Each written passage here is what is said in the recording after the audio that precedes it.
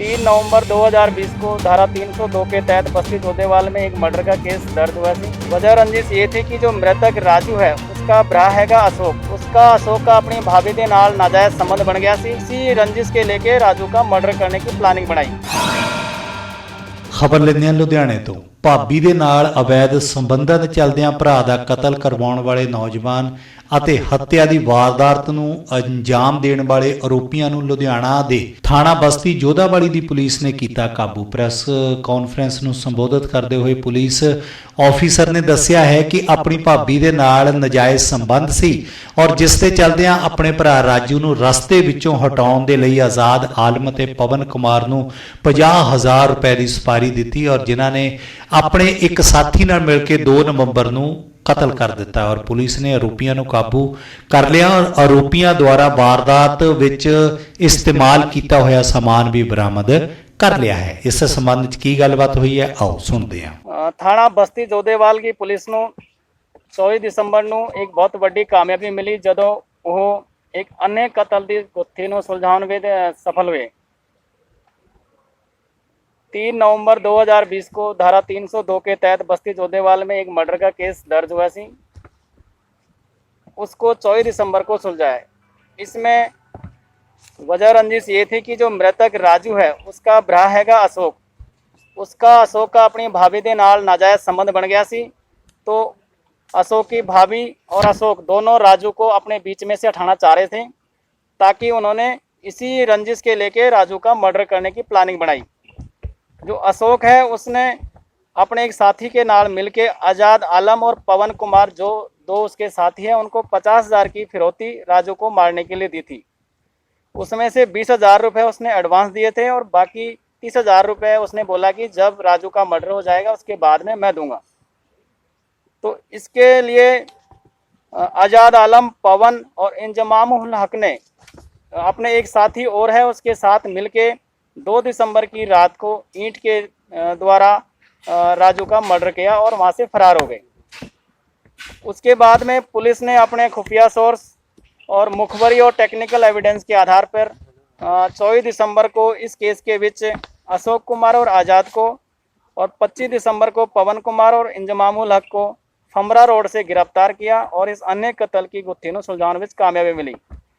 Basically Ashok का मृतक राजू की वाइफ के नाल एक नाजायज संबंध बनने के कारण राजू का मर्डर किया गया। मेन मोटिव इनका यही था और इसमें हमने 2 मोबाइल और जिस ईंट के नाल उसका मर्डर किया सी वो और एक मोटरसाइकिल बरामद किया है और इसमें अभी और भी पूछताछ कर रहे हैं कि और कौन कौन इसमें शामिल हुआ है इस मर्डर केस में। आरोपियों की उम्र कितनी है? बेसिकली ये 20 और 25 साल के बीच में है सारे। अशोक की जैसे 22 साल है, आज़ाद की 27 साल है, पवन की 22 साल है और इंजमामुल हक की 20 साल उम्र है। अभी तक तो कुछ हैगा नहीं, असी पता कर रहे हैं क्योंकि ये पिछोकड़ इन्होंने किशनगंज बिहार से ये बिलोंग करते हैं तो वहाँ वेरीफाई कर रहे हैं कि इनके खिलाफ पहले भी कोई FIR है या नहीं। मैं अपने ये मोढियां ते गोडियां तो बहुत दुखी सी। मेरे लिए तो तुरना फिरना भी इन्ना औखा होया सी मैं दस भी नहीं सकता। पर जब तो मैनू फी रिलीफ मिले 2.5-3 महीने इस्तेमाल करने तो बाद गोडे भी ओके, मोढे भी ओके। जी तुसी भी किसी इस तरह की बीमारी तो परेशान हो तो बेझिझक होकर इसको इस्तेमाल करो। सिर्फ 2.5-3 महीने ये 125 बीमारियां तक का इलाज कर सकता है। फी रिलीफ हमेशा याद रखो। बस कुछ दिनों तो मैनू बालों की बड़ी समस्या सी, मेरे बाल झड़ने शुरू हो गए सी। मैनू मेरे दोस्त ने ऑयल फी रिलीफ वाले दस्या। मैं ये तेल 3 महीने लाना अपने सिर ते अप्लाई किया। ये बिल्कुल आयुर्वैदिक तेल है, इसका कोई साइड इफैक्ट नहीं है। तो मेरे बाल जेडे गंजपन पैना शुरू हो गया सी वो दोबारा आने लग गए। तो मैनू तो बड़ा फायदा दिता इसने। जे तुहानू भी किसी इस तरह की प्रॉब्लम का तुसीं सामना कर रहे हो तो ये तेल लाना ना भुल्लो। कितना कितनी असीं अपने बालां करके शर्म फील करते हैं कि सोसाइटी बैठे हैं कि कोई मजाक ना कर रहा है। पर थैंक्स टू फ्री लीफ जिन्हें मेरा एक कॉन्फिडेंस बिल्ड किया, जिहदे लगान नाल मैं मार्केट च बड़ा ही कॉन्फिडेंट हाँ और इहदे नाल मैनूं बड़ा फायदा होया। तो मैनूं सर्वाइकल की भी दिक्कत सी तो उहदे नाल भी मैनूं बड़ा रिलीफ मिलिया। ये यूज़ करो तो मैं प्रैक्टिकल यूज़ कर रहा। मौजूदा हालातां ते नज़र मारीए तां इंसान तरह तरह दीआं बीमारियां नाल जूझ रहा है। इंसान बीमारियां तो छुटकारा पाउण लई तरह तरह के उपराले भी करता है। ਔਰ ਜਿਵੇਂ ਤੁਹਾਡੇ ਦੁੱਖਾਂ ਨੂੰ ਮੱਦੇਨਜ਼ਰ ਰੱਖਦੇ ਹੋਏ ਇਸ ਤੋਂ ਪਹਿਲਾਂ ਫੀਰ ਲੀਫ ਆਇਲ ਤਿਆਰ ਕੀਤਾ ਗਿਆ, ਜਿਸ ਦੁਆਰਾ 125 ਬਿਮਾਰੀਆਂ ਦਾ ਇਲਾਜ ਕੀਤਾ ਗਿਆ।